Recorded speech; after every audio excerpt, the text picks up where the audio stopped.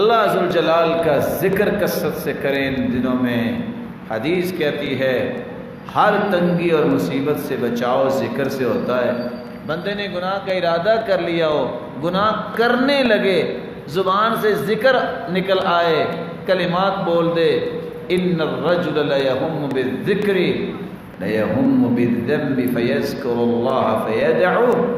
بندے نے گناہ کا ارادہ کر لیا ہو، گناہ کرنے لگے، اگر ذکر کی اسے توفیق مل جائے تو اللہ اسے گناہ سے بچا دیتے۔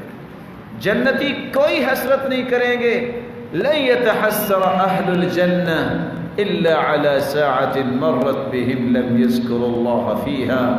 جنتی ایک چیز پہ حسرت ضرور کریں گے، اس گھڑی پہ حسرت کریں گے جو بغیر ذکر کے گزر گئی، کہیں گے کاش ذکر کر لیتے، آج اور درجے بلند مل جاتے۔ اس لیے کثرت سے سبحان اللہ و بحمدہ پڑھیے اس لفظ کو۔ کتنے سیکنڈ لگتے ہیں؟ 100 مرتبہ پڑھ لیں، سمندر کی جھاگ کے برابر ہوں، سارے گناہ معاف ہو جائیں۔ لا حول ولا قوت الا باللہ پڑھ لیں، جنت کے خزانوں میں سے خزانہ مل جائے گا۔ لا الہ الا اللہ پڑھ لیں، 99 بلائیں دور ہو جائیں گی۔ حسبی اللہ پڑھ لیں، آگ اگر ابراہیم کی بجھ سکتی ہے یہ پڑھنے سے، تو معاشرے میں حسد اور بغض کی آگ بھی اللہ تمہاری بجھا دے گا۔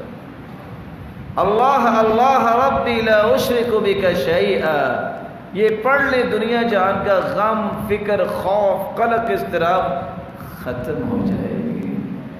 اللہ کے پیغمبر پہ درود بھیجیں، تم ایک مرتبہ بھیجو گے، اللہ 70 مرتبہ رحمتیں نازل کریں گے۔ فرشتے 70 مرتبہ تمہاری بخشش، مغفرت، برکت کی دعا کریں گے۔